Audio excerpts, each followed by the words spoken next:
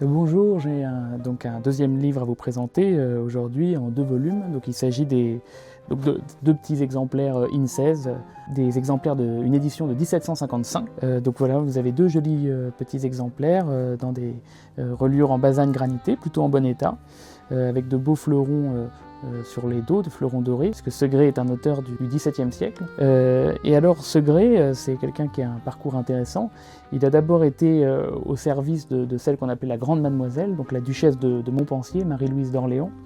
Et il a été, disons, chassé par cette dernière, puisque elle était courtisée par un certain Lauzun dont elle était amoureuse, et disons qu'il lui a déconseillé, enfin il a marqué son désaccord par rapport à cette liaison. C'est vrai que Lauzun n'était pas du même statut social que la Grande Mademoiselle, qui était l'une des personnes les plus importantes de la cour, et il était convaincu que Lauzun n'en voulait qu'à sa fortune. Et d'ailleurs, on le sait, puisque quand Louis XIV a voulu empêcher le mariage, s'est beaucoup moins intéressé à la Grande Mademoiselle, a voulu séduire Madame de Montespan. Il s'est caché sous son lit pendant qu'elle parlait avec le roi, c'est ce qu'on raconte, et il pensait que Madame de Montespan allait parler au roi en sa faveur, et en réalité Madame de Montespan a déconseillé au roi de se fier à lui.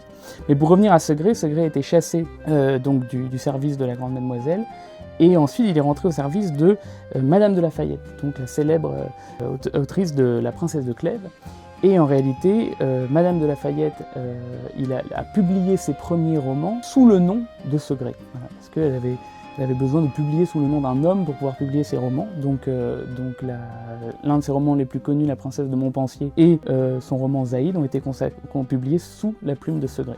Voilà. Donc c'est pour ça que dans ses œuvres, vous trouverez notamment une défense des œuvres de Madame de La Fayette, et puis et aussi des églogues, donc de la poésie pastorale, du théâtre, des poèmes, voilà, des anecdotes, et avec une petite présentation de Segré en début d'exemplaire sur sa vie, etc., qui est très intéressante. Donc voilà, je vous conseille de découvrir ces ouvrages, et si vous voulez voir des ouvrages du même genre, vous pouvez aller sur notre site dedecades.com et consulter. Voilà, nous avons beaucoup de littérature du XVIIe siècle et de poésie.